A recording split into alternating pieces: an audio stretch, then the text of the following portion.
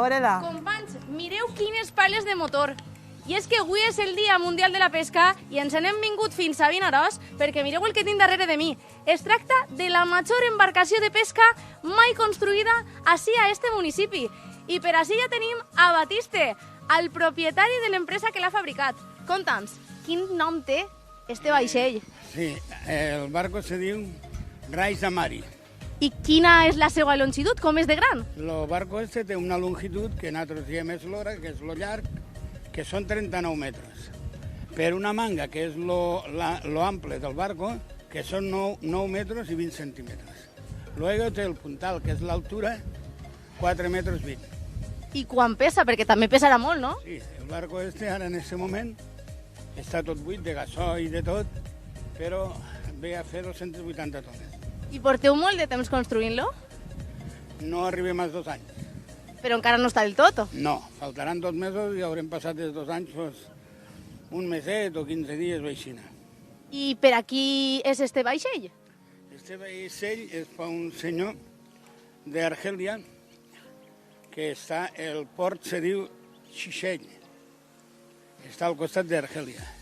I quants passatgers deu de portar este vaixell? Està preparat en les habitacions, quartos de bany, tot el que té, està preparat sobre 22, poden anar-se 24, però 22 persones les portarà sempre. I quins materials s'han utilitzat per a la seva construcció? I hem preparat, pues, primer comencem de zero.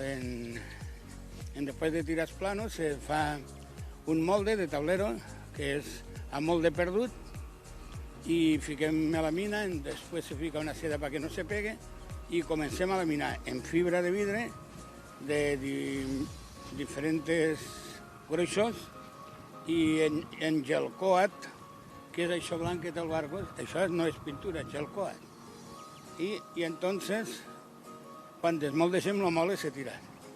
No... I em podria vostè xivar de quin pressupost estem parlant? Sí. De quin pressupost? Sense extras estem parlant de 2.790.000 euros. Mare meua, menuda fotracà de diners. I quan espereu acabar de construir-lo? Nosaltres el vam tirar esta setmana a la mar per a certificar el penúltim pago, perquè això va certificat per Buroborites. Però el barco, com se fa a Espanya, va certificat i tot el material tot va per Fomento, d'Espanya. I Batiste, hem dit que és el Dia Mundial de la Pesca. Què va a pescar este vaixell? Este vaixell només va pescar atún rojo, atún roig. Moltíssimes gràcies, Batiste. I companys, ací a Vinaròs és molt de referència la pesca de la tonyina, però en realitat este vaixell, la seva destinació final, va ser Algèria.